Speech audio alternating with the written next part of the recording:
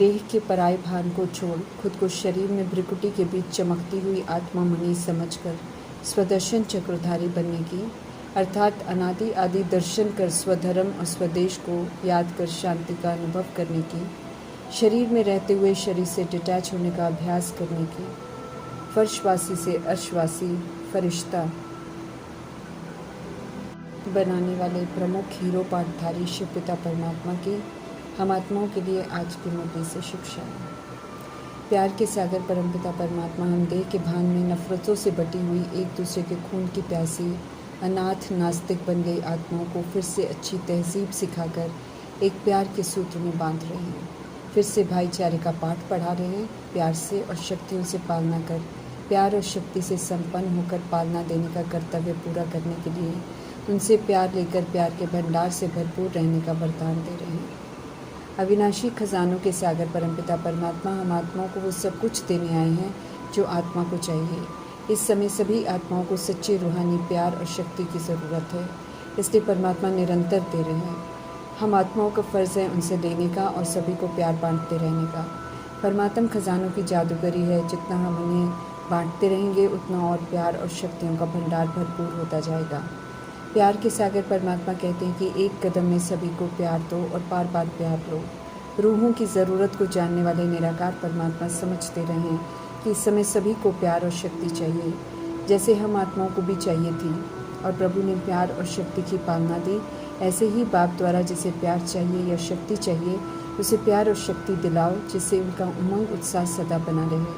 यही विशेष सेवा है। समय प्रमाण ऐसी विशेष सेवा करने वाले विशेष आत्मा कहलाते हैं। वरदान को विधि पूर्वक फलीभूत कर प्यार के भंडार से खुद को भरपूर करना है। दैहिक चतुराई मायावी चतुराई है जो आत्माओं को अलबेला बनाती है, समय पर राइटियस कर्मा करने नहीं देती, प्रभु का बनने नहीं देती, ईश्वरीय होमवर्क करने नहीं देती। माया का पूरी तरह नॉलेजफुल होकर रहने की समझ देते हैं मीठे परमात्मा। जो मायावी आलस्य, सुस्ती, दैहिक निर्भरता की कमी कमजोरियां, बहानेबाजी से परे रहते हैं, वे ही बाप को अति प्रिय हैं और ईश्वरीय कार्य में मददगार बनते हैं। द्वापर युग से हम आत्माएं अपनी ओरिजिनल पवित्रता के स्वधर्म से विस्मृत होते होते कलयुग तक पूरे विस्मृत हो जाते हैं और उल्टे मार्ग पर चल पड़ते हैं। खुद के लिए खुद ही दुख अशांति खरीदते हैं और फिर सुख शांति पाने की पुकार करते हैं। अपनी विधि से भक्ति शुरू करते हैं, एक शिवलिंग की भक्ति से शुरू कर अनेकों की भक्ति करते हैं, परंतु सुख शांति की प्राप्ति नहीं होती है, क्योंकि दुख का कारण और निवारण बताने वाला कोई नहीं होता है। सत्य परमात्मा जब ड्रामा में प्रवेश करते हैं तो आधा कल्प की सुख शांति की मनोकामना पूरी करते हैं, परंतु विधि पूर्वक चलकर कारण को समझकर निवारण करने से सुख शांति मिलेगी, ये ज़रूर स्पष्ट करते हैं। समझ देते हैं कि देह में रहते हुए देह के ऑर्गन से डिटैच हो जाओ, इनसे मुंह हटाओ और अपने ओरिजिनल स्वधर्म में टिको, अर्थात पवित्रता के धर्म में टिको। पवित्रता ही सुख शांति की जननी है। जब तक पवित्र रहेगी नहीं, सुख शांति की अनुभूति होगी नहीं। पुजारी से पूज्य बनने का पुरुषार्थ करा रहे हैं। एवर पूज्य परमात्मा इसलिए ध्यान खिंचवाते रहते हैं कि पूज्य बनने के लिए पावन बन विश्व को पावन बनाने की सेवा में मददगार बनना पड़ता है। स्पष्ट करते हैं परमात्मा की जो जीव आत्माएं अर्थात शरीर में रहने वाली आत्माएं आत्म अभिमानी होकर अनादि आदि स्वधर्म में रहकर सत्य परमात्मा की मदद करती हैं, उनका पूजन शालिग्राम के रूप में शिव के साथ होता है। साकार देवी देवता के रूप में भी होता है, क्योंकि आत्म अभिमानी बनने वाली आत्माएं ही 16 कला संपूर्ण सर्वकुल संपन्न संपूर्ण निर्विकारी बनकर सत्युग की स्थापना में भी मददगार बनती हैं। बहुत कम आत्माएं हैं जो ऐसे आत्म अभिमानी बन मददगार बनते हैं, इसलिए शिवलिंग के साथ रोज़ पूजन होने वालों का यादगार 3-4 शालिग्राम के रूप में होता है। पूज्य और पुजारी के रहस्य को समझने वाले ही पूजनीय बनते हैं। भारत सौभाग्यशाली था, परिस्तान था। हम सब आत्माएं सौभाग्यशाली थे जब पवित्र थे। अपवित्र बने, पराये रावण राज्य के धर्म को अपनाकर तो दुर्गति हो गई। दुर्भाग्यशाली बन गए, भारत भी दुर्भाग्यशाली बन गया। अभी पुनः पवित्रता के सागर सदगति दाता परमात्मा फिर से 100% सौभाग्यशाली बनाने आए हैं, तो उनके साथ पूरा योग लगाकर उनकी श्रीमत पर एक्यूरेट चलकर सौभाग्यशाली बन सकते हैं। प्रभु की रचना करने की विधि और गतमत न्यारी है। शूद्रपन के जीवन से निकालकर ब्राह्मण बनाते हैं, पवित्रता की प्रतिज्ञा करवाकर फिर ऊंची पढ़ाई पढ़ाते हैं, ताकि हम पुनः सतगुणी और सतयुगी बने। सारे सृष्टि रूपी वृक्ष का राज बड़ी सहज विधि से समझाते हैं। और पुनः सूर्यवंशी बनने का निमंत्रण देते हैं, सत्यता को धारण करने की समझ देते हैं। निराकार परमात्मा सदा ही कल्याणकारी हैं, फिर चाहे कोई उनकी सुने या ना सुने, इसलिए उन्हें शिव कहते हैं। वे कभी भी किसी का अकल्याण नहीं सोचते, सज़ा नहीं देते हैं, इसलिए ड्रामा, प्रकृति, माया और यमदूत प्रभु की अवज्ञाओं की सज़ा देते हैं।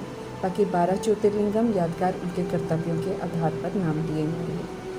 आत्मा सदा ज्योति बिंदु है, सदा जवान है, बड़ी छोटी नहीं होती। एक शरीर छोड़ती है तो दूसरे शरीर में, गर्भ में छोटे शरीर में प्रवेश कर पुनः पाठ बजाती है।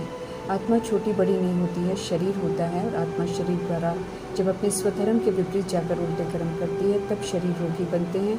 आत्मा अपने कर्मों का भुगतान शरीर द्वारा करती है। समझ देते हैं मीठे परमात्मा की इस समय शरीर विकारी है, विकार से पैदा हुआ है, इसलिए इसमें देह अभिमान की कमी कमजोरियों की चंचलता है। छुआछूत की बीमारी है, इसलिए देह को देखते ही कमी कमजोरियां पनपती हैं और विक्रम करवाती हैं। इसलिए मीठे परमात्मा समझ देते हैं कि देह रूपी सर्प को नहीं देखो, बल्कि मस्तक में बैठी मणि अर्थात आत्मा को ही देखो, उसके नीचे देखो ही नहीं। समझ देते हैं कि देह रूपी आँखों को देखने से तो आत्मा की पवित्रता खंडित हो गई। द्वापर युग में तो अभी पुनः देह को देखने की भूल नहीं करनी है, नहीं तो पवित्र नहीं बन पाएंगे। आत्मा को देखेंगे तो बुराइयां नहीं दिखाई देंगी, क्योंकि आत्माएं तो सभी एक सी ज्योति बिंदु है, सतगुणी है, परम धाम निवासी हैं, एक पिता परमात्मा की संतान है।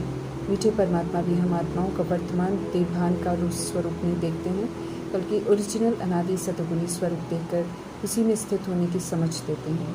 स्व का अनादि आदि दर्शन, 5 स्वरूपों का दर्शन कर पुनः ओरिजिनल में लौटने की समझ देते हैं। अच्छा ओरिजिनल देखकर ओरिजिनल में लौटने की समझ दे रहे हैं। पतित शरीर में रहते हुए समझ से खुद को करेक्ट करना है, पवित्र बनना है, हिसाब किताब भी चुकतू करने हैं, पुण्य कर्मों का खाता भी जमा करना है। सत्य की राजधानी में जाना है तो उसकी स्थापना करने में भी परमात्मा का मददगार बनना है।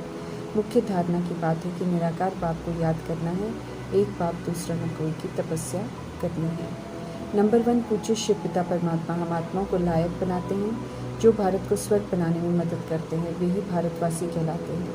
लक्ष्मी नारायण की आत्माएं भगवान की श्रीमत पर एक्यूरेट चलकर पूजनीय बनते हैं, इसलिए उन्हें भक्ति मार्ग में भगवान भगवती कहते हैं।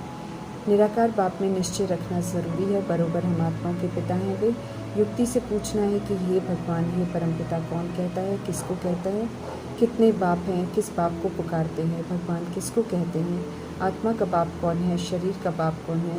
युक्ति से ये प्रश्न पूछकर बेहद के बाप का परिचय देना है। उनसे ही वर्षा मिलता है, उन्हें ही याद करना है, सभी को बताना है। गॉड परमात्मा खुदा एक ही है, सब उन्हें ही याद करते हैं, क्योंकि सभी के ओरिजिनल पिता वे ही हैं।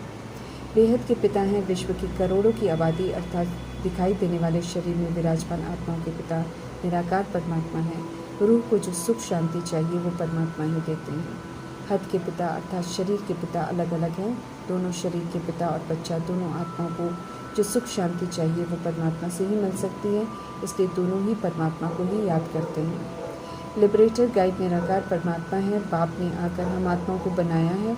ईश्वरीय जन्म है, डायरेक्ट परमात्मा से सर्व शक्तियाँ मिलती हैं। साइलेंस के बल से स्वयं को सशक्त बनाना है। समझ मिलती है कि विकार ही हम आत्माओं को अशांत करते हैं। पुनः आत्माएं अपने स्वधर्म में स्थित हो जाएं तो विकारों से मुक्त हो जाएंगे। परमात्मा का फरमान है, याद करते रहो तो तुम्हारे विक्रम विनाश हो जाएंगे, फिर प्रभु के पास चले जाएंगे, क्योंकि ड्रामा पूरा होना है, सभी को वापस जाना है। खुद के अकाउंट समझ के से खुद ही क्लियर करेंगे तो सब सहज रहेगा। इज्जत से घर वापस जाएंगे, नहीं तो सजाओं द्वारा सब क्लियर करना पड़ेगा। स्पष्ट कर फिर परमात्मा हम आत्माओं को छोड़ देते हैं, क्योंकि कर्मा अनुसार प्रारब्ध बनती हैं। हम आत्माओं को तय करना है कि कैसे जाना है वापस घर, इज्जत से या बराती बनकर या मच्छर नस्ल या बेइज्जत होकर। ओम शांति।